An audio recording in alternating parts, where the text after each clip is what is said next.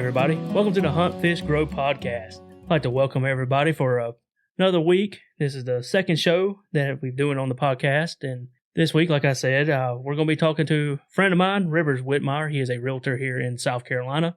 We'll be talking about how to make land buying a more easy thing for people to do. We've got to break it down to make it a less stressful process for you.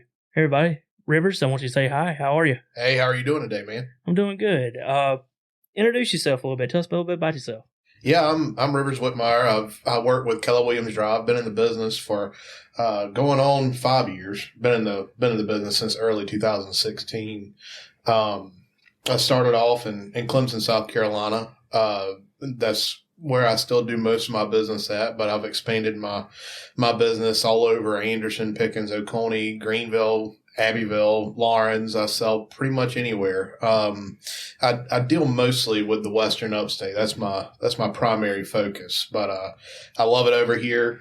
Everything about the lakes being nearby.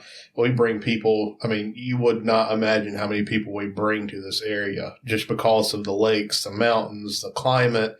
Even though it is sweltering hot here sometimes in the summertime, but people love it. They love to have that middle ground. Up north is cold a lot of the times, most of the year. And we have I call them halfbacks, our ones that move from New York down to Florida. And then they'll go, well, dang, it's too hot down here in Florida too. And they move halfway back. So that's, we got a lot of those that move back to this area. And, snowbirds, they come here to live all the time. Yeah. It's a common place. Yeah. Well, one thing I want to talk about, I've known you now for probably what? 6, 7 years? 7 years, yeah. Maybe even longer than that, but this guy's a fish thief. You could say that. Yeah, we went fishing. I think it went long after I met you, and probably about a year. I had that little pontoon then, and we went fishing. I caught the biggest catfish I had ever caught at the time, and we were all holding it up because he was my net man, and we were all holding it up, taking pictures and all whatnot. And next thing you know, we turned them. Who do we send them to? Well, what I had done was picked out a file, and the file was with. I'm not good with computers in the first place, but I had the files that I had sent to my email address, uploaded them to my computer, chose the wrong one, and sent it to Sportsman's Magazine down. I don't know where they're. I guess they're out of Columbia or whatever like that. And I'll never forget going and picking up the magazine because I was going to do it to surprise you. And come to find out my picture was in there. Yeah, exactly. Biggest fish I ever caught in my life. Somebody else is there in the magazine celebrating with it. Yeah. That was a my bad. Slapped me on the wrist for that one. But that was a fun fish. That was an absolutely fun fish. Because we sat out there ecstatic. For how long? We sat out there a long time. It was probably, every bit of 11:30, 12 o'clock in the morning. 11:30 at night, 12 o'clock in the morning, something like that. It was late. Yeah, it was. We had my cousin was there with us that night. Mm-hmm. Yep. And man, it was I think it was the last time I've actually seen him but he still talks about it. He tells his buddies all the time about catching that fish from what I can tell. It was just funny. You showed me the magazine, or I picked it up. And I was like, no, the guy at the bait shop was like, I thought you caught this fish, you lying son of a bitch. You sure did. Because I sent you the text message that night when I picked it up, because I went and picked up the latest catalog of it, and there it was. Yeah. It was me. Your big old smiling grilling face. I was smiling. In your Crocs and khaki shorts. And khaki, I had my PFGs and a khaki, and a shirt. Yeah, Clemson shirt. Yeah, we were covered in damn mosquito bites and everything else. I suffered from mosquito bites for a solid 5 days after that, so I guess that was payback. Good, you deserved it. Yeah, I did. I deserved that one. Me and Rivers, we met when we were both at Tri-County Tech. Well, I wasn't actually up there. I was not at Tri-County Tech, but I was actually going to school in North Georgia Technical College. But I lived in Clemson area. I know I drove a long ways to school, but it was just, I didn't want to be that far away. So, yeah, I spent most of my time there. All of my friends were there. So, yeah, it was just a better place to live. I thought you was going to Tri-County also. I was going to. Decided to back out of that one, but. Yeah. The boat mechanic that don't want to work on boats no more. No, people aren't real happy with the boat mechanics because I mean you walk up and they already hate you, because they know they're about to spend a ton of money.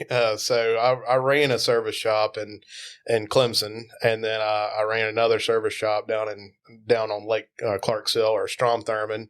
Sorry for the Georgia folks; they don't like calling it Strom-Thurmond in the least. But I called it whatever fit the boat at that time. So, but yeah, I did that long enough to know that wasn't quite my calling. So what made you make the jump from doing boat mechanics and things, and then you did something else there for a minute, didn't you? And then you went to doing real estate. Yeah. So I started the boat mechanic industry, got in the boat mechanic industry the same exact time that I started in real estate. I was on a frantic path to figure out what I wanted to do with my life. And I was 21. I was 21 at that point, and got my real estate license. And then at the very same day, I landed my real estate job with a brokerage out of Central South Carolina, and I landed the job at the marina that I was working at. I worked with them quite a bit for a while, probably year and a half up here doing real estate and boat mechanics all at the same time. I know it's a totally different spectrum, but it's just what it is, but I wanted to make that decision on what I wanted to do with my life, and there wasn't a better way to do it other than doing them both at the same time and see which one won, and real estate won. So who gave you the idea, or what drew you to, or who drew you to doing real estate? Funny story, I guess. When I was a kid, I always loved looking at houses. I don't know why. I was just a weirdo, I guess, but as a kid, and then there was a show called Reba. You remember Reba? Oh yeah. Oh yeah. She was a realtor. I love me some Reba now. Oh yeah, me too. She's my hero. If I could date a cougar, it would be Reba. 100%. 100%. She's a beautiful woman, but and an incredible singer. But she was a real estate agent. And, that was something that kind of, already sparked an interest that I actually already had. But my interest was always on Lake Hartwell. I remember going to this one website when I was a kid and always looking at Lake Hartwell homes and Kiwi homes and studying the market. And of course, it was during kind of that time frame where, the housing market was just steadily increasing. And then by the time I got into middle school, probably around the 2006. That's kind of at its peak, and then all of a sudden it just dived down right there in the recession. Around 2008. Yep, 2008, everything took a dive, and I actually kind of pulled out of the real estate market. I was like, oh, that's scary, because there was nothing going on. Everybody was listing their houses, and nobody was buying. And I was like, wow, that's a tough market to be in if you're a real estate agent right now.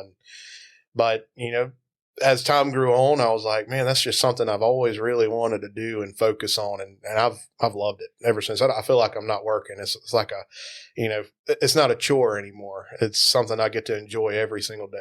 Yeah. Well, I can tell you are working because I see what you do. I follow you on Facebook, all social media, man, and you're killing it. Mm-hmm. It's been an incredible year, even with the Rona. It's been an incredible year. I did full time. I started 2018. I started back full time, and which I was still doing it, but I went from full time job at the marina to doing full time real estate again, and that was just an incredible time where it was rough starting out, but this year, just no question. I mean, I've doubled my business from 2018 and 2019 this year alone. I mean, it's been an incredible year. See, I would have thought with the whole deal with the coronavirus and things like that going on and all the social instability in the country that everybody be kind of holding on to their money, not wanting to, move from here to there and things like that. But what do you think drove that? What all the sparks behind that? Really and truly, people are holding on to their houses as long as they possibly can, because they are the stats even show that most people aren't listing their houses because of the uncertainty. They have no idea what's about to happen. Nobody does. I mean, the best experts in the world can sit here and tell you till they're blue in the face what they think is going to happen, but that's just absolutely not the case. Anything can happen. Like this year, they thought everything was going to crumble and it was going to take 6 years to rebuild, but the Dow's over 30,000. And the housing market is incredible right now for sellers. If anybody ever lists their property, if it's been on the market for more than 2 weeks, it's been there too long. It's too high, or something just isn't right with it. Most likely, it's just too high because people don't really care too much about what the house looks like. They're really caring about the price because they're going in with these low mortgage rates right now. I mean, I was getting at one point USDA, which is a 100% finance loan, VA loans, which is 100% finance, conventional loans, all those loans. The lowest I ever saw it was like 2.625. That's unheard of. Money. Mm-hmm. That's so cheap. When you're talking money terms, I mean, that's almost free money. Yeah, it is. I mean, it really is. I mean, when the late 90s or maybe it was the 80s, heck, I was barely alive at that point, but there was interest rates at 12 to 15%. That's insane. Yeah. Imagine paying that on a mortgage right now. That's what I paid on my last car, and I found I sold it. I'm not paying this no more. No, it ain't worth it. I mean, it is not worth it. So that's where we're at right now in this market, is there are so many buyers because they're like, well, to heck with renting. I can go and buy a house that I'm purchasing equity with every single month that I put that payment on it, and have money that I can draw out of the house for any reason. And own it for probably $200, $300, $400, $500 less a month than rent is. Yep. And rent, you get nothing out of that. Nope. Other than a roof over your head. I mean, if you got to do it, you got to do it. There's just no way around it. But, in most circumstances, people with the low interest rates, that they went and applied for a mortgage, and because the interest rates were so low, they actually qualified at that point. Yeah. So that's what made all the difference in the world. You look at the cost of rent right now is outrageous. Mm-hmm. You go to like Greenville, somewhere like that, you're going to be, for just a 1-bedroom apartment, you're paying almost $1,200-$1,300 a month. Yeah, in certain areas, yeah, absolutely. And you can get a mortgage for less than that, depending on what you buy. Oh yeah. A small starter home. I have a friend of mine. She just bought one. Her mortgage is $600 a month. Mm-hmm. I mean, that's a 4-bedroom little small house. Mm-hmm. And when I say it's a 4-bedroom house, it's a very small 4-bedroom house. Yeah, but yeah. It's for that kind of mortgage payment, it's unbelievable. Mm-hmm. Why would you want to rent? Exactly. I mean, why not buy something and say, "Hey, this is my house," Mm-hmm. and they don't build buy equity. They don't build more land. No, they're not building any more land, and that's why land is going so high right now. I mean, there's certain areas where you can get it, but there's certain areas where you can get land that's cheaper, but that's probably going to be in your areas where it's just super uncivilized. I call it Egypt, if you will. But you got Abbeville land is moving down there slowly. Prices are staying fairly stagnant for the most part. They have increased a little bit over the past few years, but land around the Greenville, Anderson, Pickens, Oconee, certain areas of Oconee, land's just skyrocketing. I mean, it's going crazy. Yeah, I know, especially land here in Greenville County is outrageous. And Yes. especially in this particular area, south of Simpsonville, coming down one of the not Fairview, but down in Hillside Church Road, man. I remember that was nothing but farms. Mm-hmm. I remember when Simpsonville was nothing but farms. Mm-hmm. And it moves closer to me every day. Mm-hmm. And I can't believe there's multi-million-dollar houses up Hillside Church Road now. Mm-hmm. And everybody on that road is just putting stuff up and getting rid of it. Oh, yeah. Yep. I really don't blame them, but for that kind of money, why not? why not? I inherited my mama's 150 acres down there. I can make over $2 million on it now. Absolutely. Especially right there because you're right outside of Simpsonville. Mm-hmm. And like I said, the only thing stopping it here is landfill. You find the right developer right now, just mention it to them. I mean, they will probably be all over it. I mean, that land in that area is just, it's going like crazy. I mean, there's one builder in the Pelzer area. He generally builds in the Pelzer Piedmont, area over in there. He used to build custom homes on Kiwi, pre-recession. And now he's building more or less kind of your downsizer style house or your first time home buyer house. And those houses are being sold somewhere in between, 2 to 4 months before they even built. Yeah, especially, I think, a matter of fact, I know what you're talking about. If you're leaving Pelzer there on Highway 8, right there on the right as you get outside the edge of town, that somebody Same builder bought that land and built 4 or 5 houses down that one road, man, and same builder. Yep. Gone. Yep. Can't keep them on the market. I mean, I talked to the listing agent with that builder, and he said, man, we want to build these things as fast as we can, but I mean, we just don't do that kind of work. We like to build a quality house that people are going to be able to enjoy for several years, and we'll still sell these houses. We're not going to have a problem selling them. So, rushing us to fix it or get it ready is not going to work because we don't want to have that kind of reputation. And that is a builder that I will return to if I ever have the opportunity to sell somebody one of those houses. I would do that in a heartbeat.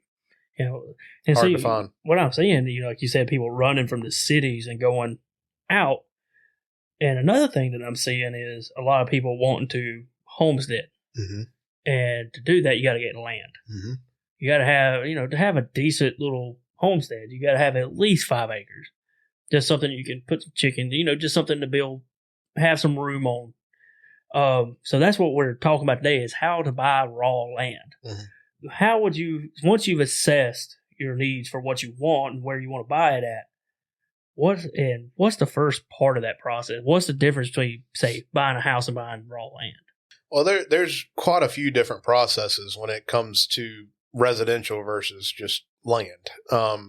Residential, there's a lot less restrictions as far as the lending side goes. There's not as many people that do raw land purchases. One place like Ag South, you got Ag South in Anderson and Lawrence. There may be one in Greenville that I don't know about, but I know the one in Anderson. That's just their focus is land and raw land. They do most of the deals. You kind of have to research. I mean, really and truly, it is a huge thing to do some research on lenders. Just going out and saying, all right, I want to buy land. That's just not going to work. I mean, once you've assessed what you want, you got to figure out how you're going to get the money. And that's a big part of it. Cause, most people, I'll take them out and I might show them a piece of property and I ask them the question, hey, what kind of financing do you have? And they say, well, we're planning on going through such and such. I'm like, they don't do land loans, right? Mm-hmm. So I find that a lot. So, that was when I was first starting in the real estate. That was kind of something that I had to learn is, that conversation needs to come before we even go out and look at land. Because if you're not qualified or don't know how you're going to get qualified, because most people don't know you got to put 15 or 20% down. Yeah, on raw land. Because there's not any equity already there. Correct. Yep. So you have to pretty much buy the equity in the property so the bank can loan on it, more or less. But there's just a lot of factors that come to that. I mean, the assessment of what you want is all going to fall into how much money do you have to buy, and what kind of financing do you need? Are you doing like buying a land and building a house package? Because that's a special lender there in most cases. And then you have the people that are just going out and buying raw land, sitting on it for a few years, and then building a house. So people that do that, they normally try to pay that land down as much as possible, and then maybe take out like equity in the property and use that as a down payment toward the home that they're building. Just kind of tie it into the loan. Correct. Yep. To tie it in. Yep. So there's so many different ways. I'm not a mortgage lender by any means. So there's so many different ways to do it, and it's not necessarily hard. You just got to find the right people. And that's where a good real estate agent could step in and help you out. And so that's the first step is, knowing that there's a difference in between the two, knowing you're going to have to pay a bigger down payment Yes. and finding the right people to help you find what you need and get you going in that. Absolutely, yes. There's that little bit of difference there. So when you're looking for land, let's say if you haven't quite picked out a property, but you know what you need, where do you go to find chunks of land? I know Zillow is a big popular one, but there's mixed reviews about it. A lot of people don't like it. But where could you go to say if you're looking for, say, I want 10 acres with some water and some trees? Where do I go? Where do I look to find that? Well, if you're starting to get into the specifics part, this is where an agent is going to be, and I know probably a lot of people don't want to hear this right off the bat, but I mean, really and truly, an agent is where that comes into play, because we can normally see that stuff in the background, or we have the contact where we can just make a quick phone call and get that information for you. The biggest thing is if you go on Zillow or something like that and you sit there and you say call listing agent, well, that's going to probably send you to God knows where, in Washington, which is where Zillow is located, in Seattle. And then they're going to redirect you to another agent that, is another buyer's agent. And that's generally the case. I do Zillow. I actually have marketing on Zillow and all that stuff. And that's how it works with me. As I wind up getting phone calls like, hey, what's this and this? And they don't realize that even though I'm a buyer's agent, I can actually help them find that information. But, and because it's just a quick, type it in on your computer, and if the information that they want isn't there, it's just a quick phone call, and I have the direct numbers on the MLS system to call. So if you're looking for something like that, you have buyer's agents, and so basically just say, hey, I need a realtor to help me find it. Yeah. You tell your realtor, I need this, this, and this. This is what I'm looking for. Help me out. Exactly. Yep. And because what we can see on the backside is in our little member remarks and stuff that may not be public, we can see a lot of the stuff like, hey, this had a previous property on it, or a previous structure of some sort, and it had power and water to it. So there is a septic tank on the property. There is this. So there's different things that normally we can see that the general public cannot. But that's not always the case. Not always the case. Most agents that list properties, I mean, that's kind of a nice contributing factor if there's already power, water, different things like that on the property. That's something that most listing agents would probably want to put it in there to sell that property, because people look for that.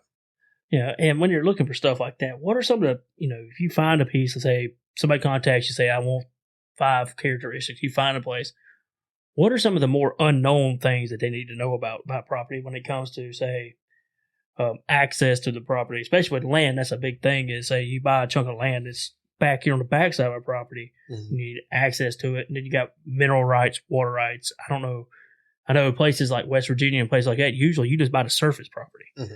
But in South Carolina, I don't know how that works. What are some of the things that you can do that they need to know about before they buy a chunk of land? The biggest thing is easements.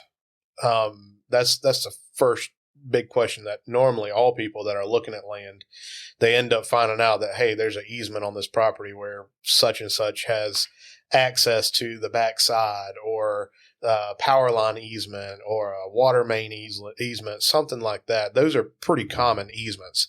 And in a lot of cases, that can be detrimental to the purpose of why you're purchasing the property.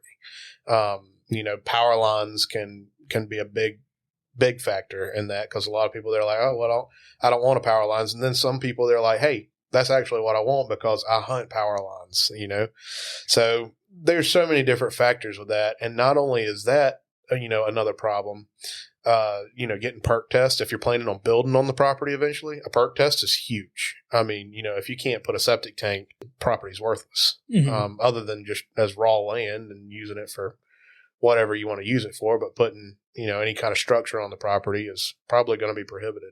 So basically, if you find a chunk, one of the first thing you do. Now, would that be something that you would have to pay to do to get a perk test done before you even buy the property? Well, that's where we as agents can come in and help you. The biggest thing with any land loans or land purchases that I do is I recommend that you do a due diligence process. Okay. Most cases, I try to do my due diligence, 30 to maybe even 45 days in some cases. And that's that during that due diligence process, you've already placed an offer.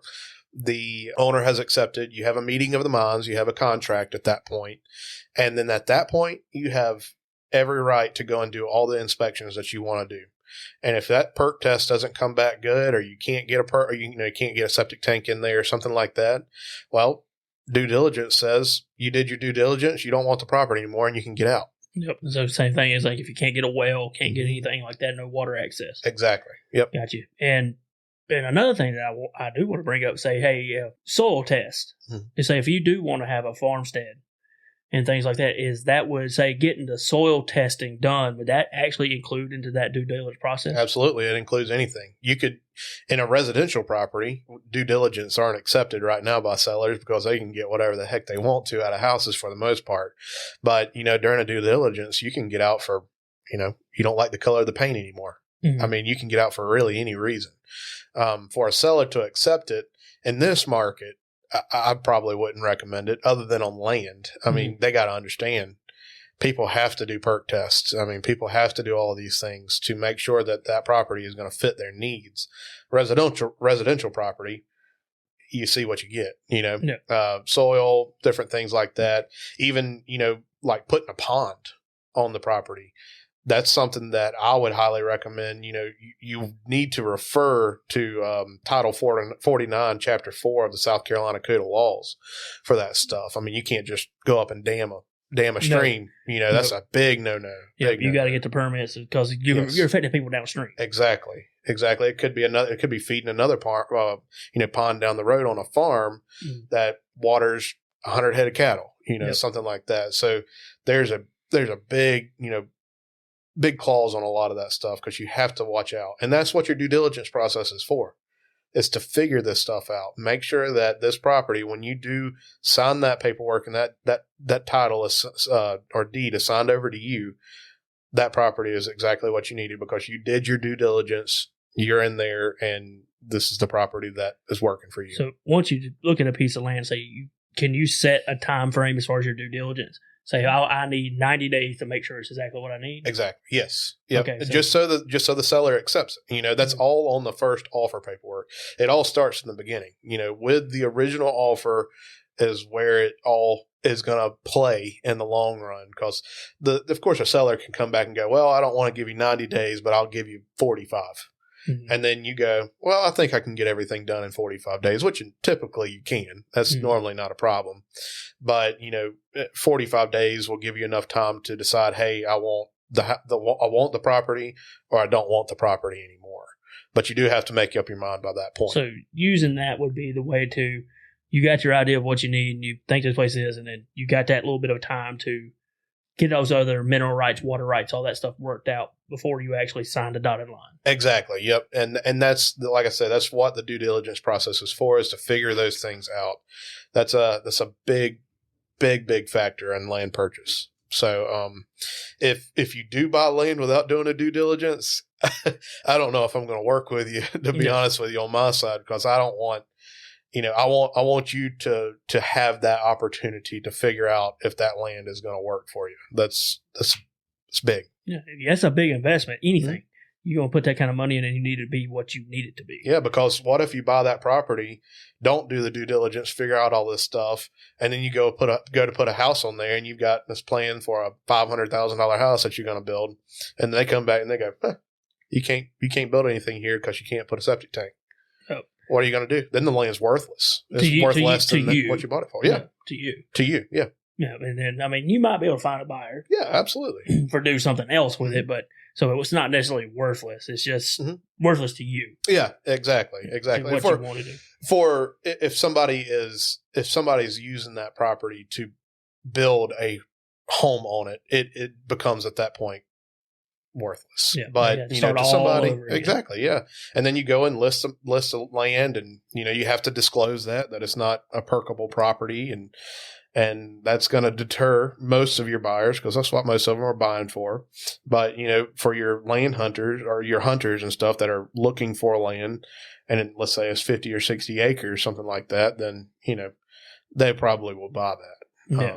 But if you got 50 or 60 acres that's not perkable, You can't put a septic tank on it somewhere. There's probably bigger problems there. Yeah, that is wetland, something like it. Which, if you're a hunter, that's might be more up your alley. Exactly, yeah. So there's values there. It just determines on who the buyer is. Who wants it for what. Exactly, yeah. Now, when you're in the process, so you got your due diligence, you've done all that, what are some, how do you not get screwed? Like, I've done a little research like that. I'm not a realtor at all, but kind of done some looks and things, and I've heard of people getting screwed on by back taxes and inflated land values. How do you use comps and things like that to make sure that you're not getting screwed over? Well, the back taxes part, that's all going to come from the county. That's why the due diligence is there as well. You can contact your attorneys that's doing the loan or whatever, call them, make sure there are no back taxes, stuff like that. That's a huge, huge thing. You don't want to get screwed with, hey, here's $3,500 of delinquent taxes, or you moved a property from agriculture to residential.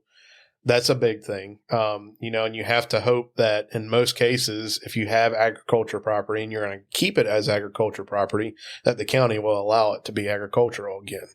So there's a lot of factors that go into that too. But, that's all state and local government levels type stuff. So they seem to be more eager to move it from agriculture to residential, but not moving it backwards because they're losing a little bit of cash in the pocket. Well, you save so much money on ag taxes. I mean, I think it's anything more than 5 acres. I don't know if that's the exact number. I think it may be 3.5, but I have to double check on that again. But that I know once you get over to a certain amount of acreage, you can consider it agricultural property. I showed a house today in Honeypath. It only had 5 acres. Some of it was pond, actually, and it was in a neighborhood, but it was zoned agricultural. Wow. So, yeah. That's kind of the way we do things here. Is, a lot of people separate their land. They zone one part out for their house, and that's a common thing. Is and that's one thing I would say if you were going to buy some land that you were going to put a cabin on or whatever. You do your 1 acre, whatever your loan requires for a house. And then what you want to use for agriculture, zone out, use for agriculture purposes. Exactly. Normally people, let's say you have 30 acres and that you're purchasing, people zone out, I don't know, maybe an acre of that, and the rest of it, they'll zone it to agricultural. And in most cases, people use it for agriculture. I mean, either if harvesting, animals or growing, some kind of livestock on it somewhere. So it does have an agricultural purpose. And I think in some places you have to prove that you're doing you're making some kind of profit off of it or something like that. There's a lot of things that are involved with that. You're growing trees. Yeah, growing trees, things like that. So there's ways, I guess, you can get around it. But in most cases, they're not going to really question. I mean, they're just going to say, hey, it's agricultural property. Yep. And there's other ways that you can do it. You can put, especially if you're doing land that you're just going to let sit and you want to put your house here, you just want woodlands. You can put that in a soil bank. You can put it in timber or wild. What is it? Isn't it wildlife bank or wildlands? You got a sanctuary. Yeah. Well, yeah. You put it in kind of a land bank some sort, and it just sits there, and you can't use it if you do that. Correct. That I don't know, to be honest with you. I don't know that to be. I haven't really done a ton of research on that side. Once I get the thing under contract, I make sure that they can do what they want to do with it, and then from there, from then on out, whatever they want to do with it is up to them. Yeah, I know with the soil bank stuff, you kind of got to let it sit, let it grow wild, and you can't mess with the soil of it. It just sits there. It's kind of almost like a insurance that we will have that if we need it kind of thing. And if I'm not mistaken, you get paid back for that. That's the way it used to be, is you get paid back for just leaving your soil sitting there and not disturbing it. That way, if you did sell it and the government needed it, blah, blah, blah, blah. So they could come back like, hey, we need that to grow tomatoes in for everybody. But so how is there? I know there's certain, once you get to this point, and you've picked your land, you've done your due diligence, and you're getting there, what do you need to look at as far as insurance? Well, this is where that can become pretty important. You probably want to talk to local government of some sort to figure out how you need to make sure that if there's a trespasser on your property, they fall down, get hurt, something like that. You want to make sure that you're covered. Probably make sure that you have your no trespassing signs up everywhere. That way there's no question that when they pass that line, they knew it. There's no question that they knew. But when it comes to as far as insurance goes, you really need to have a local insurance agent. You just because they're going to know the area better. They're going to know the laws. They're going to know that stuff, and they're going to recommend what you need for insuring your property. Especially if you're doing agricultural anything, and there's going to be people coming. Let's say if you have horses, there's signage that the state requires. It's got to be there. Yep. And that way, it just kind of covers you. It's like, hey, you're coming on agricultural property. Mm-hmm. We're not responsible if you get hurt. And there's other things that go in along with that, but a signage that the state requires that your insurance company is going to require also. Mm-hmm. It's the same thing like if you were buying a house that you're going to put a pool in the backyard, you got to put a fence around the pool. Mm-hmm. That's just an insurance requirement. So it's the same type of deal. So that would be one thing that you want to kind of look into before you pick that spot. During your due diligence process, yes. Gotcha. And wow, we went through those really quick.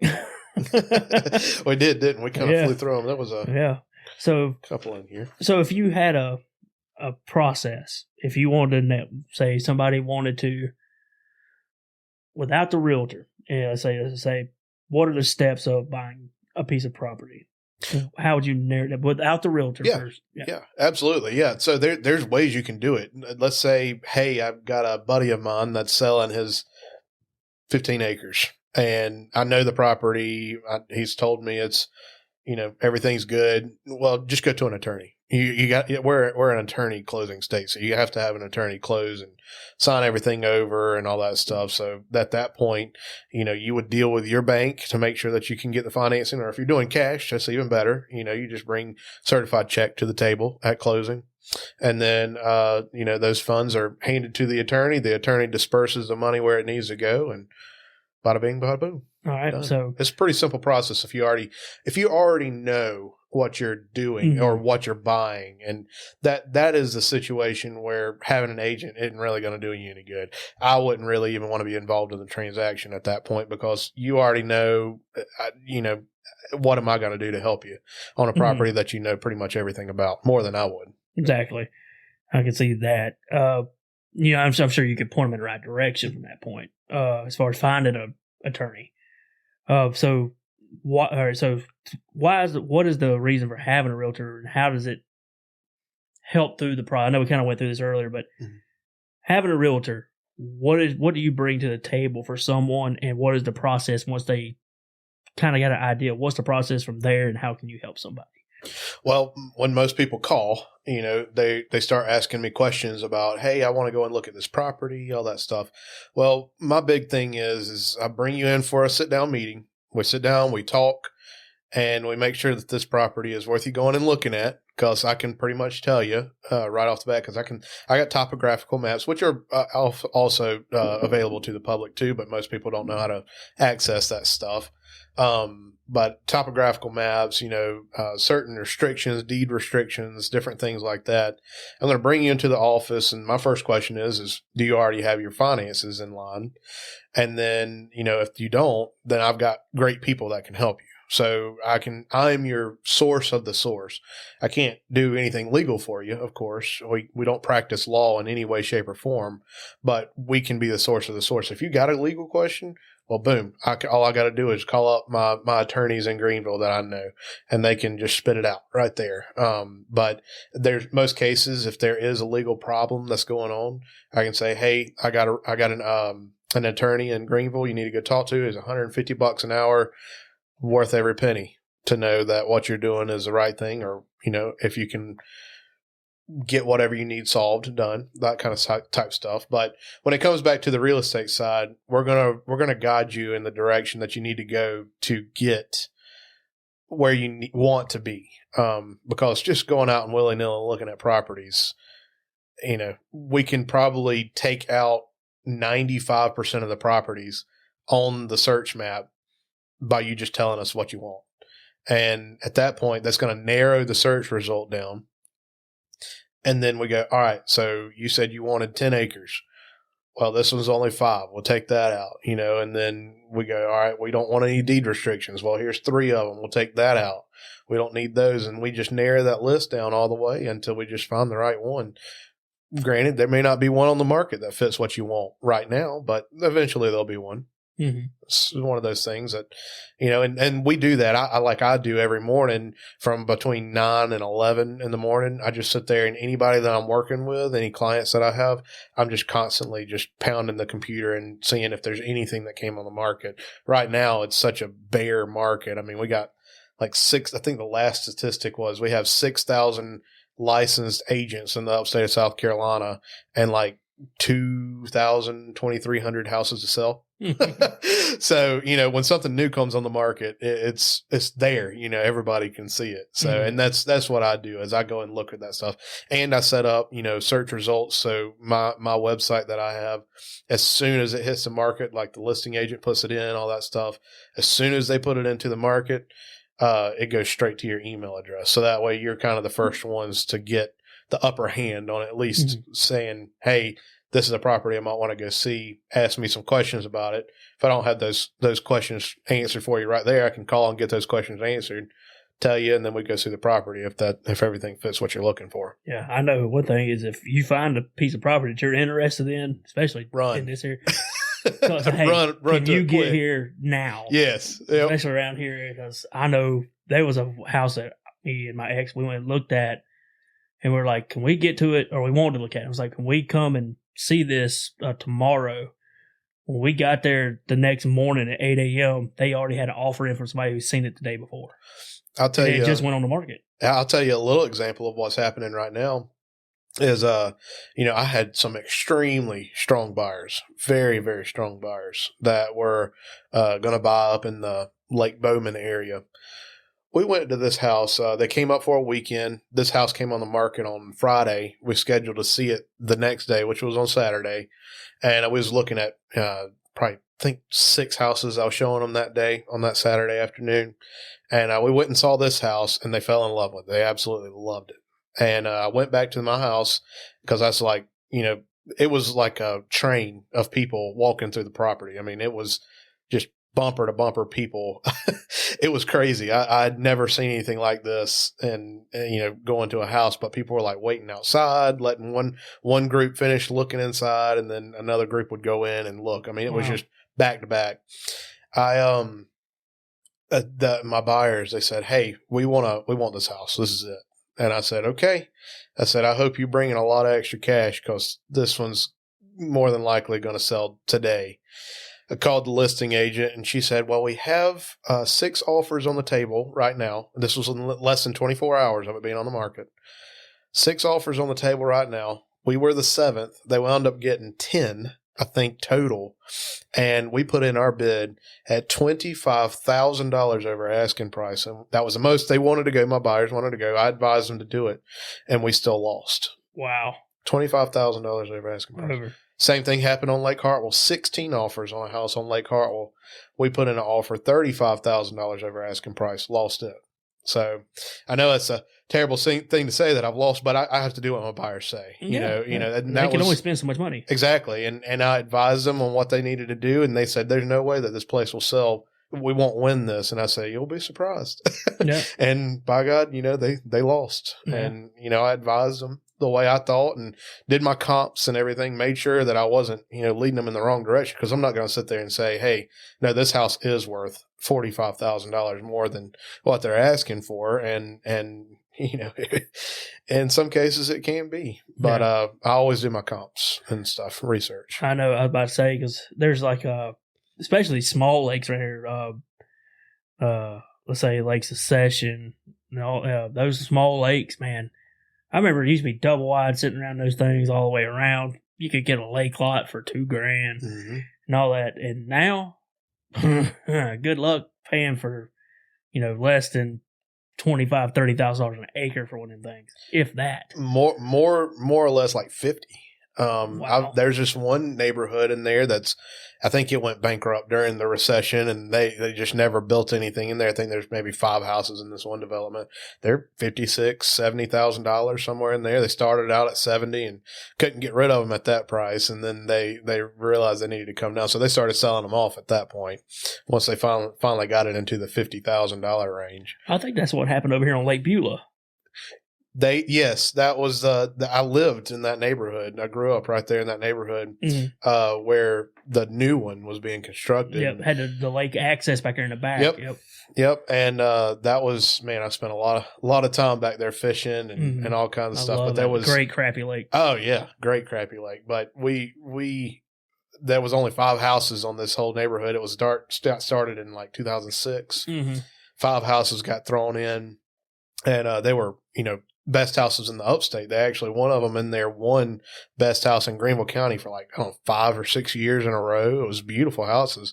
Then, recession hit. They didn't sell a darn one of them. The contractor had to move into it. It sat for what, 10 years? 10 just years. A couple of years. It did. It sat from 2006 to about 2015. It started, somebody came in and was buying it. There was a big housing development company that came in and bought it.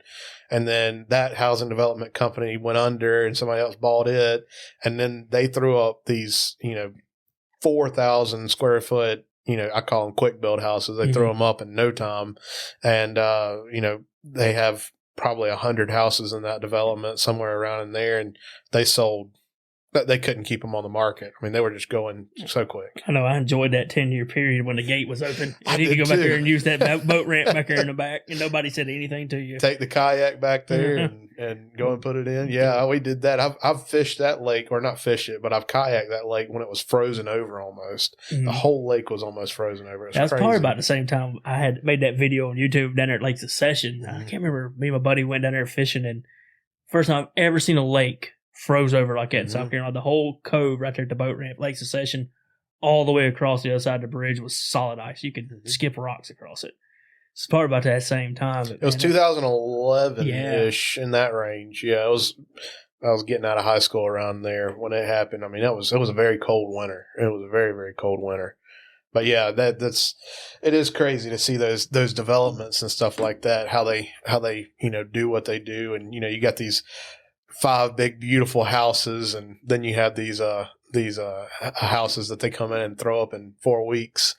They throw up in there, but they are nice houses. I do have to say that they are very nice houses. So they do a good job. But when you got an operation like these folks do, it's they can put them up in no time. Nope, it's just repetitive, almost like muscle memory. They're going to throw them up, be done with it. Some of them even come in on trucks. They're not modular, of course, but they've got the sides already pre-constructed, and then they bring them to the site and they throw the walls up when the slab's already poured, and throw the walls up and start putting it together. I mean, they'll have all the walls and the roof thrown up in 3 days. You know.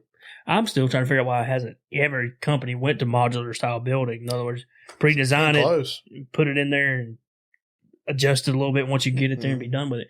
Because there's no difference in building it on site than building it and bringing it in. Yeah, no, that's not nothing's wrong with the way they do that. I think it's actually really smart, to be honest with you. I mean, because they have manufacturing plants. They put them all together. They assemble them. They put them on a truck and ship them to that location. Drop it off, and they put it together. And it saves on building time because weather isn't as much of a factor at that point. Barely a factor at all. Except for what's on site. Exactly, and that's what's so nice about which right now lumber's so expensive. It's a completely different story because before, let's say a year ago, heck, I mean even a year ago, you could buy brand new construction and be in it in a month and a half. Yeah. I went to go buy a sheet of plywood the other day. I was like, no, I don't need it that bad. I can wait. No. And we're going to take a break real quick, and we'll be back a little bit. We're just going to talk some fishing and hunting and some random stuff. And guys, I hope you really enjoyed that. We'll kind of browse back over this right here at the end of the show tonight, but we're going to come back in just a minute, and we're going to talk some hunting and fishing.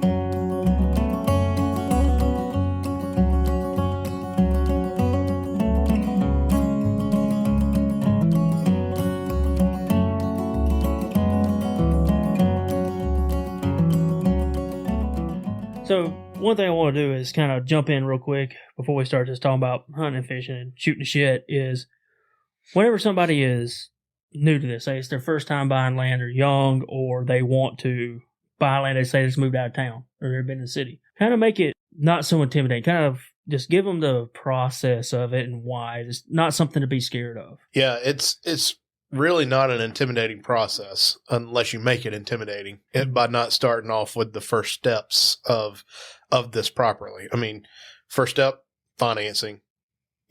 Make sure that you contact several banks, make sure you're getting the best interest rate, make sure your down payment is not astronomical, that type stuff. That's all the financing side of it, unless you're doing cash, the financing side of it is, once you have that figured out, the rest of it is pretty much a piece of cake. Just so you have the right person by your side. If you don't have a clue what you're doing, you absolutely need somebody there to help you. I mean, really and truly, if you go into this thing blind, I mean, nobody would buy a house unless they just knew the house without having an inspection. So it's the same thing with land. When you go and buy land, you need to do your due diligence, which is kind of like an inspection. So do all these things. There are a lot more, factors to the process, but it's not that hard. A little bit more paperwork, not a big deal, but having the right person by your side, it can make that process a lot easier. Yeah. If you're buying a big piece of property, one thing I would say, if they show up to show you the property and they ain't got some way to take you around the property to show you, that's your first clue that you ain't got the right person. Yeah. Absolutely. Having a truck, I have a truck, I don't have a four-wheeler or nothing like that. There's too many insurance liabilities with that stuff, but at least being able to take somebody out on a truck in a lot of cases, I've had this happen multiple times where, me not having that type of stuff, the owners of the house will actually offer, like they'll say, hey, I have a gator. Be more than happy to take them out on the gator, show them the property lines, all that stuff. That happens all the time. Not out of the question to have somebody, the owners of the property, actually meet you out there and take you for a little tour of the property. Because if anybody knows it, well, it's going to be the owners. Exactly. Especially if you're buying like a chunk of land off an old farm or something like that. Those people are going to be the ones that know it best than anybody. Absolutely. And I actually, in a lot of cases, I would like to have the sellers there because me as an agent, I can guide you in the right direction, but I can't sit there and say, hey, this is the property lines. I can look at a parcel map and I can say, hey, this is what it's supposed to look like, but having somebody that can sit there and go, well, you see that tree right over there? That's going to be the closest point of the property line. It just makes things a lot easier. And I do request it on a normal basis. If it's a special property, it's something that I highly recommend. Yeah, definitely. And that hell, they might be able to show you where the deer stands and all that stuff are too. Yep, I've had that one before. They're saying, well, this one don't come with the property, Yeah, you'll have that a lot, but. Yeah, I know that was one thing that I have another friend who does some real estate and they sell land and stuff. They said that whole what they do is they buy property and then resell it. And he said that time period they get to hunt, they get to have it, they can hunt it, do things like that, and they can get out there and get familiar with it. I'm not saying it's a perk, but it is. But they also get out there and get to know the land and get to explore it, be on it, and they can go back and say, "Hey, this, and this is a good selling point." Absolutely, yeah, and that's the best way to sell anything is knowing the property the best, So that's why I highly recommend if I can get the sellers to come out there, or even the listing agent if they know the land well enough, I'll have them come out and join us. So I'm not gonna sit there and say, hey, I know everything about it, because I don't. So I call the people that do, and that makes it easier on you too, because you can have somebody that's there that can help guide you along. Yeah, but man, I really appreciate that. Man. That kind of breaks it down really good for everybody to kind of hear the steps and different topics. I'm sure I'll get some emails about things that we missed, I'm sure, because I have no idea. Like I said, I'm not a real estate agent. I don't know anything about it, but I thought I'd bring somebody in that knew that could break it down for me, because eventually I'm going to invest in something. So another question is, let's just say you wanted to, what's the benefit of just buying up land just to hold on to?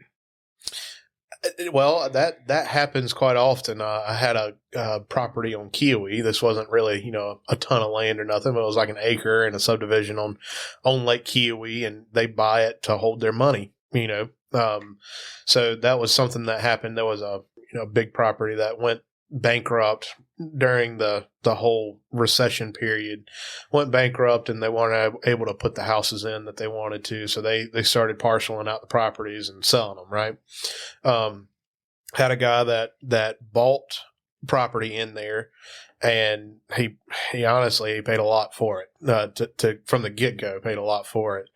And they auctioned it off. He bought 2 parcels of property in that area, and he did that, and that's what he did. And that the value of the property didn't much increase because he paid too much for it from the get-go, but he did wind up getting his money back out of it. Mm-hmm. So that was the biggest thing. He just wanted to at least get his money back out of it. He was an investor. He wasn't really holding that land to make money off of it. If he did, that was just a bonus, but he wasn't really holding on that land to make money. He was holding on to it to just hold his money. Yeah. Like I've always said, buying land as far as just to have it, like we said earlier, they don't make any more. He ain't making any more. So if you're it. Not going to be able to sell unless you absolutely have to sell to a loss, hold on to it. Mm-hmm. And then eventually it's just like a stock investment. Exactly. And eventually you're going to either get your money back or make more on it. Well, it all comes down to location. I know that's the oldest, terms in real estate, but it still stands true today. Mm-hmm. I mean, going and buying land in, I don't know, Hampton County, South Carolina for $2,000 an acre, don't expect that land to be worth $10,000 an acre in 5 years. It's just not. It stays stagnant. However, it'll probably hold the value, though. Yeah. I will tell you who's making a killing. That's some big farmers right now there in Mott's Corner. Yeah, they are happy their ancestors had that land for many centuries. Simpsonville used to be the fastest growing place around the Simpsonville area. But right now, Mott's Corner, that area right now is the fastest growing part in South Carolina. Somerville, that whole area, that whole entire little stretch there is just growing like crazy. Yeah, and I know with this whole deal with, Santee Cooper Power Company, they're selling off a lot of land there on the lake. Mm-hmm. And if anybody's fished that area, they know that lake's been wild. Not a whole lot of houses around and everything. Now you're starting to see houses pop up around the lake, and it's going to be just like it's going to be like Harwell, it's going to be like Secession, it's going to be like any of them. That land down there is going to eventually you're going to have houses all the way around that thing. Oh yeah. Russell, Russell, there's 5 houses on that entire lake. Mm-hmm. I'm sure somebody with some money is probably going to eventually come in there and offer them enough money for it, and they'll probably start developing out there. I mean, there's already I think it's a country club or something that's out that way. There's one marina that I know of on all of Russell, and which Russell isn't a huge lake in the first place if you compare it to, say Hartwell. Hartwell, Clarks Hill. Yeah. I mean, Hartwell's 56,000 acres, Clarks Hill 76,000 acres. Russell's it's a smaller lake, but it's protected by land, by National Forest and all that stuff. And Army Corps controls most of that, of course. Yeah. And one thing is you can go down there and fish and have a good time. And it's one of my favorite lakes to fish because you ain't got to worry about people on jet skis. Mm-hmm. You ain't got to worry about people out there tubing and wakeboarding and stuff to kind of ruin your day. It's an unbelievable fishery. I won my first tournament I ever fished. I won it down on that lake. Mm-hmm. It was great. It was hotter than, it's hot enough to make the devil sigh. There's no question about that. Mm-hmm. But we did a night fishing tournament out there, and I was with another guy, and we just wore him out. That was a good night. Bass fishing at night? Bass fishing at night. Nice. Yep. Going down and drop shotting. So I know I worked with Abbeville County EMS down there, and I worked with the dive team down there, and I'd sit on the boat, run radios and stuff like that, and I could see the video they were taking. Man, that's some terrifying looking stuff. It's like being in the forest, underwater, in the dark, and not knowing anything about it. I remember when me and my dad went out one time. This was probably 2005 or 2006. It was the first time we'd ever been on that lake, and it was foggy. I mean, it was foggy. I've never seen so much fog, and my dad insisted that it was a smart idea to go out. By the way, it wasn't, and he got up on plane, and we started going down the lake, and he just finally said, well, let's just wait it out for a little while, and we'll just drop anchor here and fish. I said, well, it looked like we're in the middle of the lake, and he was like, yeah, but I don't, this is bad. And I said, yeah, it's pretty bad. And It probably wasn't 5 minutes later. We were just kind of drifting, and we was looking at the map. We had plenty of, water between us and the land, and we were just, watching the map, seeing the sonar and all that stuff. And all of a sudden, I saw this one thing, stand up on the sonar, and I was like, "Dad, what is that?" And this is when sonar was honestly, it was kind of still new at that point. Mm-hmm. I said, "What is that?" And he said, "I don't know what that is." And I looked over the boat. It was a tree. And then we drifted about another minute.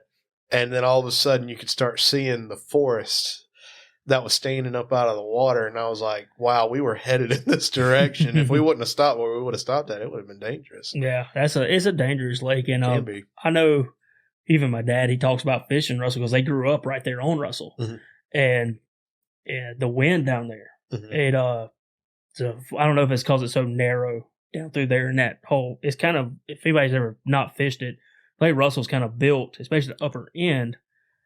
In that area, it's really high banks on each side, and it kind of drives down through there. So in the mornings, especially if you're fishing, you got the thermals that kind of go out, so it's not too bad. But at night, you're out there fishing, the thermals just immediately change, and all that wind just drives straight down that lake, and it gets bad mm-hmm. real quick in a hurry on that lake if you're not ready for it. If you're not tied up to a tree, it can blow you all over the place. Mm-hmm. And the same thing with Clarksville. I mean, Clarksville is crazy. I lived on a point at the marina when I was living down there working at that marina.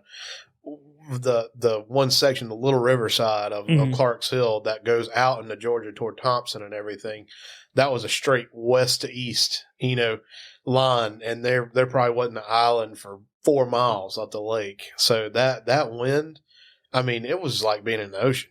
Mm-hmm. I mean, and there's nothing to tie onto out there. You just run. Yeah. As fast as you can. I haven't fished Clarksville very much. Like to. I mean, it's a great cat. I catfish. So and it's a great catfishery. Great striper fishing lake too. Mm-hmm. Very good striper fishing lake. And I'd like to get back down there more, do some more down there. But you talking about the wind and stuff.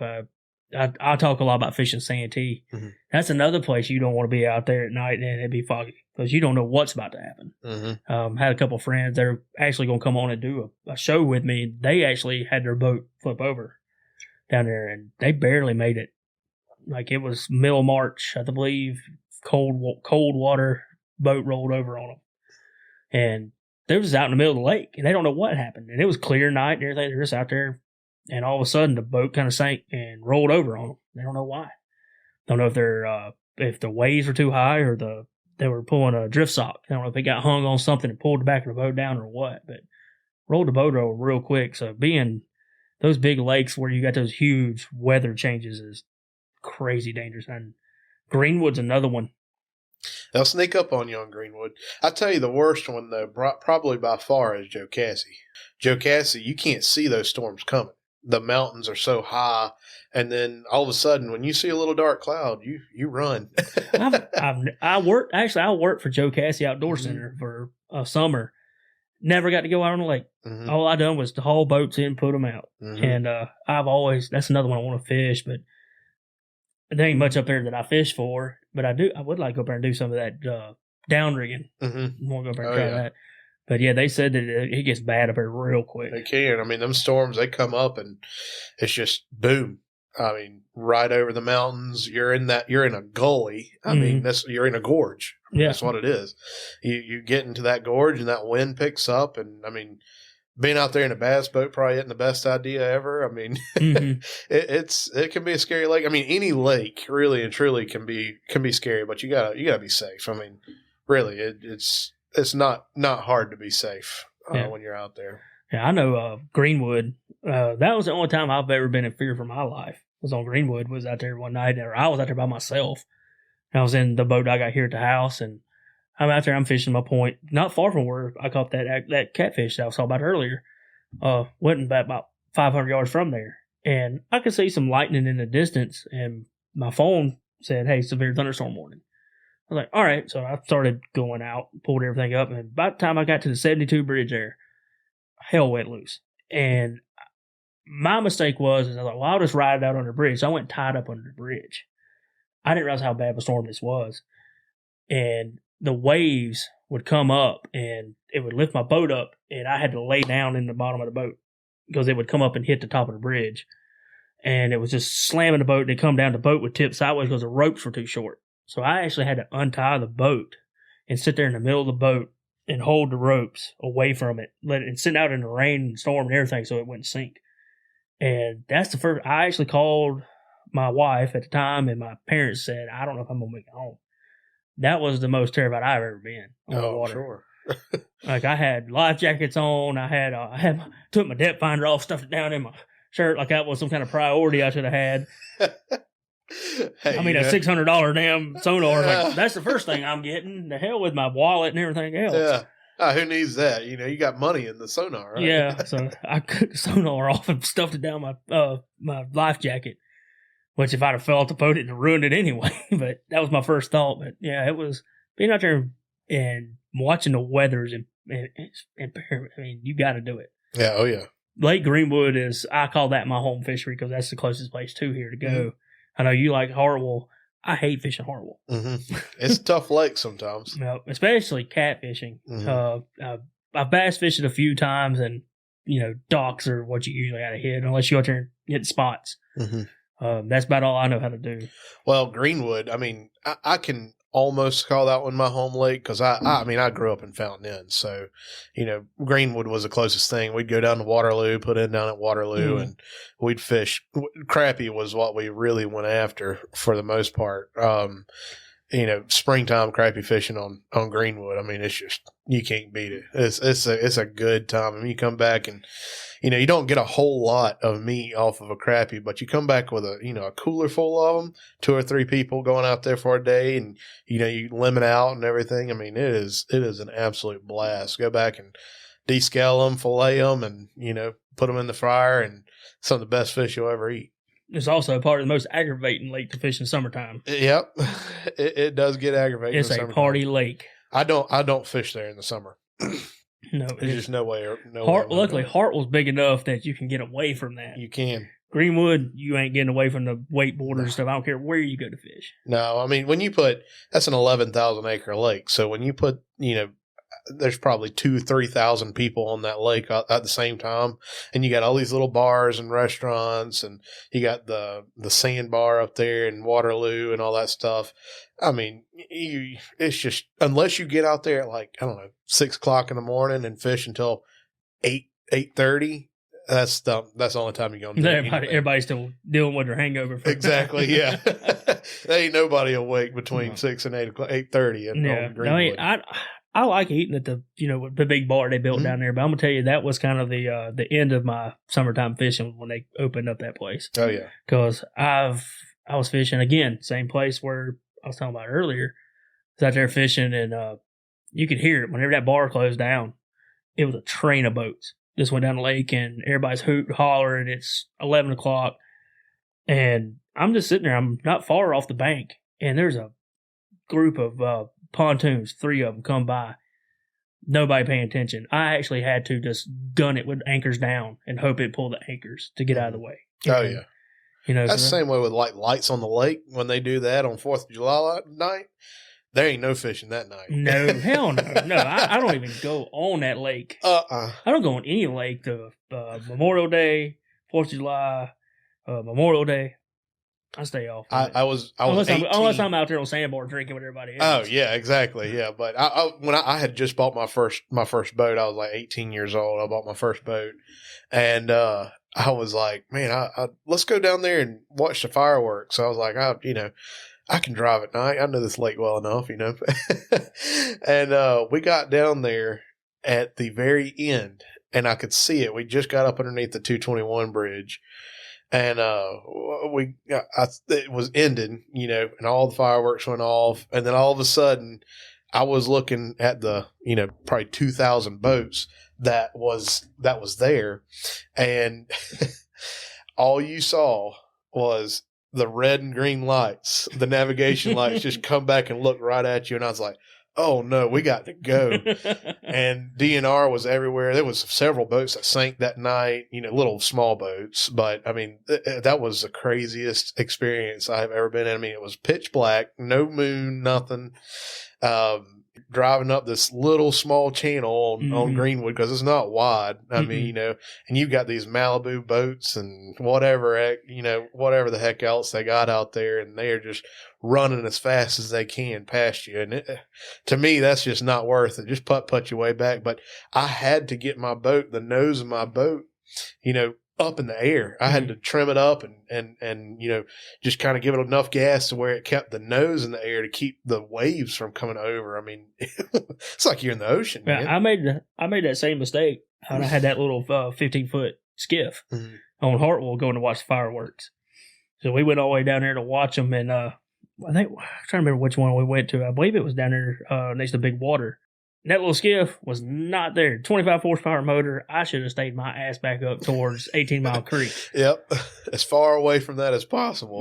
And I'm telling you, man, I don't know how I didn't get run over because there's people coming by me. They'd come right up behind me. Oh, shit. Dive off to the left or right because I just had the one little light there. You know, they all have LEDs all over the boat and all this stuff. Now, that's why I run blue LEDs because everybody's like, is that a cop? Is that DNR? Who is that? Yeah, who's coming up the lake there? They get out of my way. Oh, yeah. Yeah, Greenwood's a fun lake. Overall, I do love that lake non-summer season. Wintertime, you know, heck, if you can find a boat landing to put in at, because they draw that lake down, which it's not all that often that they draw it down a ton, but I think every 3 to 5 years they draw it down a lot more than they normally do to let the pylons and on the docks and everything dry out. That's one of their main purposes, and to fix seawalls and everything. That's why they draw that lake down to the level that they do. But, you know, on a normal year when they draw it down 4 or 5 feet, I'll go out there. That's, or not even 4 or 5 feet. That's probably the most they ever draw it down is 4 or 5, but they'll draw it down 3, something like that. I don't mind going out of the lake when it's about 3 foot down. There's nobody out there. It's a fun lake to fish still. But, you know, when they draw it down like they did last year, I mean, golly, it was bad last year. There was what? You can put it up there at River Fork. And you can put it in at State Park. And that's where I put in at River Fork. And I made it, you know, down there. And I was like, heck, I want to know what the sandbar looks like out of water. And it was plenty out of water, you know, because you're standing there and it's only 2 feet deep. It's knee high, you know, and it was completely out of the water. I've seen it with grass growing, when grass would grow on it. And that's kind of weird to see. It is weird to see. But that's actually, I'm going to throw this out there. After everybody leaves for the night on a summer night, everybody leaves. That's a good place to fish for catfish because it's all that big mound of sand is a big mussel bed, and people's out there all day. They're tearing it up. Mussels, they bring the mussels to the top, and they're throwing food in the water and everything else. The fish just attack that place after everybody leaves. So they're just kind of hanging back and waiting for all the drunk people to get out of there. So you can go out there at night, and I mean, I've caught bass on just dragging baits just like catfishing. I've caught bass, gar, catfish, everything in the lake just about you catch around that thing at night because everybody just throws food and everything else out. And I mean, hell, I don't know how the world fish don't get drunk trying to swim up there. And everybody pouring their beer out. Yeah. There's plenty of alcohol consumption there. There's no question about that. But I have fished that hump before, bass fishing, and I've caught one. There's several decent sized ones off of there. The biggest bass I ever caught in a lake, not a pond, but in a lake, was just above the hump there where the two rivers run in and everything. You know, I caught them. I caught it up there, and it actually had it had a bluegill stuck in its throat or brown. I don't know what it really was. It was either crappie or bluegill or something. You know, it was whatever you want to call it. It was stuck in its throat. And I was like, I was about to go home for the day, dragging a spinnerbait across, and then all of a sudden, I mean, I just hooked into it and it ate that thing. And I'm all about catch and release because I want to go back and catch that thing again one day. But that one was just so unique. I actually called a taxidermist up in Easley or Powdersville area. Called him and I said, "Hey man, can you do something with this thing?" I was like, this is before I even left the lake. I was like, it's got a fish stuck in its throat. Can you mount it with that fish in its throat? And he was like, I'll like the challenge. And he did it. And it looks great. I mean, that's cool. It is really, really cool. And, you know, it was probably right at 5 pounds, something like that. It was, I mean, that's a pretty decent sized bass. And that was the biggest one I had ever caught. And I was 18 years old. So, but yeah, for the most part, I'm catch and release. I don't trophy fish, but that one was so unique. I was like, golly, I got to do something with this one. Been my luck you to spit it out on the way back to the dock. 100%. It's like whenever you catch a big fish down there, or a big catfish down there on Santee in the tournament, you're coming back and you get back to, and you throw him in there, water's clean, and you get back to the dock and there's like 5 pounds of mussel shells laying in the bottom of a live well. You're like, shit. Yep. There went all your weight. Yep. There went the edges you had. Yep. And usually that's what it is. It's a couple ounces. You're like, damn it, I should have put them back in. You're gonna have to take me down to Santee. That sounds like a cool lake. I've honestly never even seen the lake. Oh man, I heard it's awesome. I'm trying to think. I think the first time I went down there was 2015. Always wanted to go. And I got down there, I was bewildered. Like, I always heard of the big lake. When you get down that lower lake and you can't hardly see across it because of the curvature of the earth, and you can barely see tops of trees, it's like, holy shit, I'm on a different planet. Mm-hmm. And like I said, fishing at the weather down there, the way the fish work, it's an amazing fishery. It is a treasure to have in our state. Mm-hmm. It's unbelievable. Well, the whole chain is 110,000 acres. I don't know, man. It's huge because you got Lake Marion up top, which is a completely different style of fishing. Mm-hmm. It's we was talking about Lake Russell, all the trees. Marion up there is a dangerous lake. I mean, it's full of trees and stumps and things, and just different points to stick out. You got to be careful of. You go down there on Lake Moultrie on the bottom side, and it's just open. I mean, there's snags and stuff sticking up, but here and there, but it's nothing like top. It's a completely different style of fishing. Mm-hmm. And how those two lakes can make that, because the amount of fish that's caught out of there every year it just blows my mind. It's astounding. But every year it keeps producing fish. And now that in catfishing, like bass fishing, because it's become a tournament kind of sport, catch and release has been taken off, and the size of the fish is starting to come back. Used to, it was known for those big, huge fish. And there for a while, it's just, you go get a cool full of small fish because people basically fished it out. Now that catch and release is starting to come back, it's nothing to go down there and catch 50 to 70 pound catfish. Yeah. And that's what I love about it. I can say it's not nothing, but it happens more often. Oh, yeah. I mean, when you do that, they grow back. There was a post I shared on Facebook. It was a guy that had caught a redfish 2 years ago. Yeah. And it was a certain amount of inches and weight and all that stuff.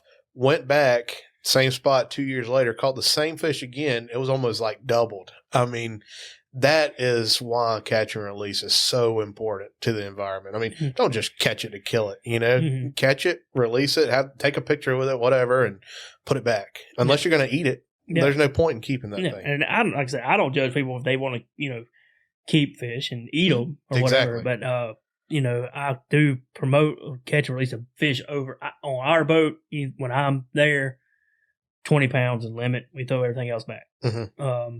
When we're down there catching to do a fish fry, just about anything goes unless it's a huge fish. Mm-hmm.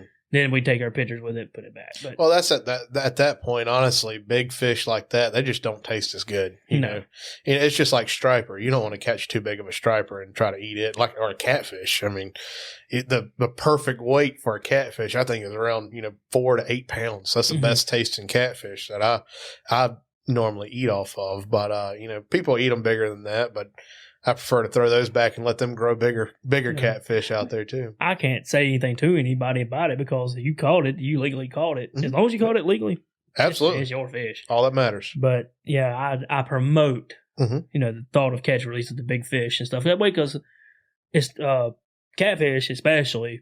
They don't just lay X amount of eggs. The bigger the fish, the more eggs it lays, which passes on those big genetics. Mm-hmm. So I kind of promote you catch a 70-pound fish, put it back, and it's going to give more fish with that ability to be 70 pounds. Mm-hmm. And that's where you see in that now, and especially at Santee, is those fish are coming back. Mm-hmm. And like I said, matter of fact, they just had a tournament down there last weekend, and there was another 70-something pound fish caught. My buddy Bryant, he went down last summer. He caught an 82-pounder. My dad caught a 74. I was there when the state record was set. We were kind of drifting the same area, and we were catching between 40 and 50-pound fish. They caught the state record, which I think it was 113 pounds, not far from us. And that was mind-boggling to see a fish that big. It was enormous. That thing could eat you. Yeah. I wouldn't want to get it. I wouldn't want to bite my pinky toe. Hell no, not at all. No. I don't think it could. I don't think it had the capability of just biting a pinky toe. No. That thing was your whole leg. Yeah, unless it just barely missed and caught something. Yeah. But that was the biggest fish I ever. And then my little brother, I love my little brother to death, but it pissed me off. He went down there I think it was his first time down there, went with my dad. One of my biggest goals is to catch a 60, 70-pound flathead. He went down there with my dad, and they were down there drifting, and he damn caught a 63-pound flathead. They're there drifting, and just kind of like, okay. I was like, holy shit, no, that would have been, I'd have been out of my mind. But he was like, it's a fish. Yeah, that's a dream. I mean, for most people, that's a dream to be able to catch that. I've never done. That's like catching a 16-pound bass. Yeah. Oh yeah. Yeah. Exactly. It's just not heard of. No. But I mean, Moultrie and Marion, they produce them. I mean, they're there. It's just such a ecologically perfect. They pump those river shad in on the fish wheel when they run, but the lake is slammed full of gizzard shad and herring and all these things, and it's just a perfect storm for fish. The bass down there, that's why they say bass fish is kind of hard down there, because they have so much to eat. And then, you're just getting lucky whenever you throw one out in front of it. Then you got another fish I love to catch down there, bowfin. Those little, what do they call mudfish? The ones with teeth. Yeah. That, it's like taking a brim and putting it on a bass's scale. That's how good they fight. Really? Yes. Wow. Yeah, I've never caught anything like that. That's well, I fish mostly upstate lakes anyway, so we don't have a whole lot of crazy stuff around here. But there's been on the north end of Hartwell though, they have caught walleye. Yeah, right? There's a natural population. Well, I say natural, if they're introduced or not, but there is a walleye. I don't know if they're walleye or sauger, but they have which are very closely related, but they have a population up here. I think it's in the Tougaloo side. It is. Yeah, it's up there toward the 123 bridge. That's where at least most of them that I hear is caught from is in that area. But that's Hartwell's a unique fishery as well. So we have so many different things up this way that, down there they don't have. And, things there that we want to have here, we don't, except for the snakes. The snakes down on Marion and Moultrie are very, well, see, very down scary. there, the snakes have 4 legs and a big tail, too. You got alligators. That's right. Yeah, you got a little bit of everything down there. I've been fishing there for 3 or 4 years. I had never seen an alligator. The last time I went with a guide. My dad didn't come down, so we didn't have the boat, but I went out with a guide and helped him catch bait, took some guys out, and was coming back up. And he said, he just stopped the boat. He said, holy shit, look at that gator. And coming up the canal, there's a 12-foot boar gator just out there on the side of the bank, the biggest thing I've ever seen. I was dumbfounded. And I was like, I just got out of the boat here last year in this same area to take some line that got tangled up around a prop. And I was in the water. I was like, holy shit. Yeah. Oh, yeah. That was enormous. And at that point, you were not the top of the food chain. No, as soon as I put my ass in that water, I was no longer part of the food chain. No, yeah, you were the lowest level at that point. Yeah, because when you get in the water, humans are not. We're not meant to swim, no, like not that. Anymore. Not when you look like me and drink as much beer. Well, I don't know. You get a little bit more flotation there, right? Yeah. But the thing is, you can't get away as fast because you get out of breath. It's like, fucking just eat me. Yeah, just, what? I'll give up. Take me out. I'm done. People have tried to introduce them to this area. I've seen it happen before. I think on Greenwood, somebody had put one in on Greenwood. It was a caiman that they put in. Really? One of those small ones. But they can get to be 6 feet long. But I don't know if somebody caught it and took it out or what. But I don't think it made it. No, not in the cold winter like we have here. Which I say it's a cold winter here, but well, I don't know. I seen that thing in Florida. What was it? A couple years ahead. It was thinking so year we had the same real cold winter here. One of the headlines is you can see, you go down there, you see alligators frozen under the water with their nose sticking out of the water. Mm-hmm. And they were basically hibernating with their nose stuck out of the water so they could breathe. Yep. So who knows? Is that not amazing that they know to do that? To me, it's nature, man. That's crazy. What the heck? I was like, oh, well, we're a tropical species, but oh shit, it's getting cold. Naturally, yeah. Put my snorkel out. Yeah, that's amazing. Animals are very, very. They're very adaptive, and that's what's so cool about. Maybe it. the snapping turtles told about it. I don't know. Maybe things are evil too. He's like, hey, you want to make it here? I got a tip for you. Yeah, this is how it's gonna roll. When it gets cold, you need to make sure you have your nose out of the water. But I wonder. I've brought this up in just about every podcast I've done because I'm so interested in them. But those tegu lizards. Oh yeah, I remember you talking about those before. Yeah. Man, those things, because where they come from is such a equal or similar environment to what we have here. I'm worried about them taking off here, but that's for something a lizard because it can handle those colder environments. Man, I think this is gonna be if we don't get them before they get established, it's gonna be bad news for our birds. Kind of like armadillos. I mean, they're slowly making their way here. Oh no, I got them all over the place here. Really? I haven't seen them physically, but I've seen the dens. Yeah. And at first I thought it was groundhogs, but then Greenwood's got them. They got them everywhere down there. You can go down there out here, and I haven't seen a groundhog yet because they come out during the day. They're up there munching. I see them walking across the road up in the upstate, a little bit further up, north. Pelzer's got some that are right there at the Presbyterian Church, right there across from Bilo. Yep. They live right there on the side of the road, and they're kind of like the celebrities of Pelzer. But I thought we had them here, and I haven't seen them because they come out there at daytime. Armadillos, they come out at night. I keep seeing all these little holes everywhere that are about 45 degrees down the ground, a little bit smaller than basketball. That's got to be what it is. It's what I would imagine it would be. I saw we was down there on Greenwood a few years ago renting a house, and there was two that walked out and through this yard, and I was like, "What in the world is that thing?" And that was a sight to see because it walked right past me. It wasn't scared of me, nothing. And then of course. The family. I was there with family and everything, and they were like, "Oh my God!" All the women up there were screaming and hollering and saying, "Get out! Get away! Get away! Get away!" They have leprosy. Exactly. That was like I heard them things have leprosy, and stuff like that, and I was like, "Oh, Mama, they ain't gonna touch me," But no, they're dumb as possums, but they have a shell, so they care even less than a possum. Mm-hmm. At least a possum, he'll kind of get away, play dead, I don't know. That's one I had out here in the barn eating my dog food. Now he didn't play dead. He wanted to fight. Mm-hmm. That was the meanest damn possum. I've been trapping for a long time. The meanest damn possum I've ever run into. But he was huge because he kept getting it. He probably ate 15 pounds of dog food before I got him. So he had some beef on him. I caught him and he got to eat some 22 lead.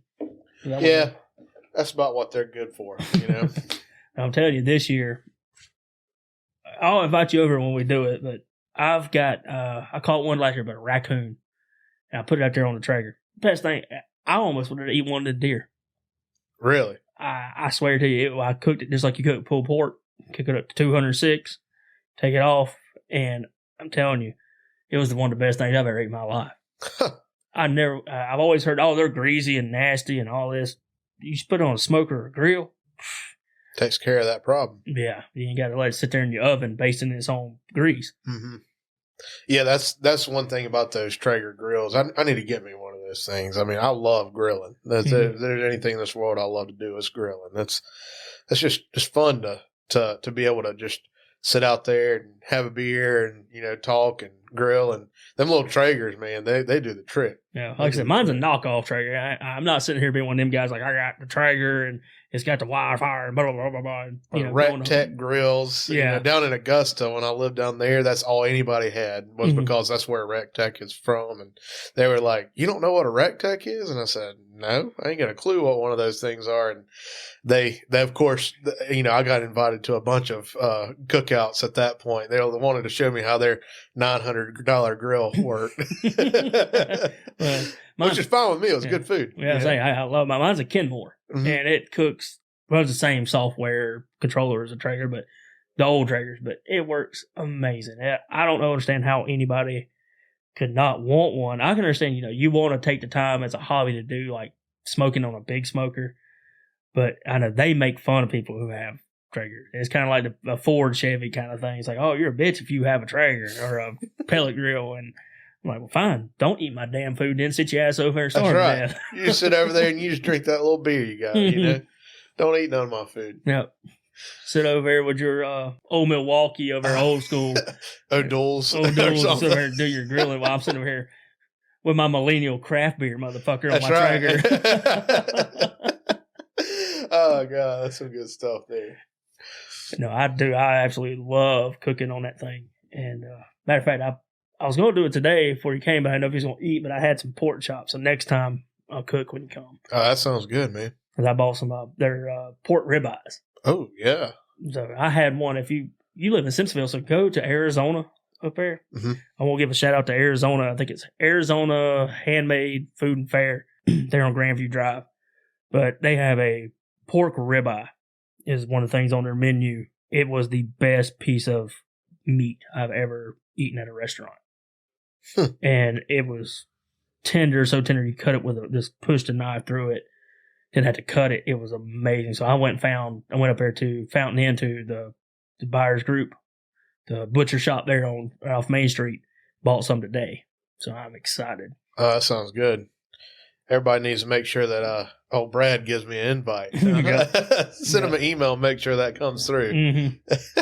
That's something that I've gotten into is cooking Boston Buzz. I'm almost ready to pull the trigger on getting a brisket for the first time. But oh, yeah. That's a expensive cut of meat. It is. Very expensive. What is it? $9.99 a pound right now? There's no telling. I hadn't looked at it in so long. I was like, I'm too poor to afford that. No. And I never looked back. Yeah, those things they're outrageously high. But I'm ready to pull the trigger on that and try it out and get one to do, and we'll see how it goes. So far, I've only had 2 Boston butts that turned out bad because I was experimenting. But the rest of them, man, shit, you can't beat it. Mm-hmm. Then the way you do it, you put it on there, you cook it till it gets to 160 degrees, wrap it in tinfoil, put it in a pan, stick your probe, it hits 206, you take it out, and it's perfect. Mm-hmm. It's just, it makes it that simple. Yeah. Well, one thing, how do you grill fish, and all that stuff? Do you put a piece of aluminum down, and all that stuff and grill on top of it? You can. That helps, but I actually finally rusted through, but I had a basket. Had a handle on it. You open it up and you put all your fish fillets in it and you coat it with spray. Put your fillets in there or whatever you want to cook and you close it, lock it, and you just set it on there. And then whenever you halfway through, you flip it over. It don't take no time to cook one on the smoker. And then in probably 20 minutes and it's done. If you cook it at the right temperature, you take it off, open that up and they slide right off. It's not like nice. Usually trying to grill fish, you got to scrape them Mm-hmm. off or peel them off the tinfoil, and it don't work very well. And one thing I did learn is there's 2 sides to a piece of tinfoil. Mm-hmm. There's one side you don't cook on and one you do. So it took me a while to learn that, but once I learned that, it made that a little easier. Mm-hmm. But I always thought you cooked the fish on the non-shiny side. What I learned is, I think I might have this backwards, but you cook it on the shiny side and wrap the dull side around. And that would make sense, yeah. That's how you would do it. And it made a whole difference in the way I cook it. Like I said, I may have that ass backwards, but we've had about 10 beers right now, so. Yeah. Between the both of us, yeah, no. We've done pretty good. But yeah, you season them up, put them on there, put them in the basket, and flip them over. But before we wrap up, is there anything else that you would like to, mention as far as going to buy land or buy a lake lot, something like that you want to do, just raw, not with a house on it, but just raw land? Yeah, man. I mean, raw land is a great asset in the long run. You can do anything you want to with it, pending, deed restrictions or something like that. That's where I can come in and help you out with that. But, raw land is a big, you have an advantage, I guess, because when you have that, you can do whatever you want to with it. If you decide that, one day you want to build and you buy out in, I don't know, McCormick or something like that. And you're like, oh, heck with this city stuff. You can just go and move on to it. But that's why when you go to buy it, you do these due diligence processes to make sure that you can, if you did want to do that one day, you can do that. And so, but yeah, there's lots of things with, buying raw land that's a benefit or beneficial when you do buy it. Because sometimes people just use it as a getaway. I mean, you just want to get away, don't want to see people for a few days. Buying land out in the country and, driving an hour and a half to it, there ain't nothing better than that. To just go and sit and watch nature. Yeah, well, I'll tell you one place, do not buy land. Do not ever think about it. There's two places. One's Montana, and two is southern Greenville County. Because down here we have coyotes, wolves, bears, killer armadillos. We have black panthers down here that'll kill you in the night if you go outside. Just don't buy land here because it's evil. We are used to it because we grew up here.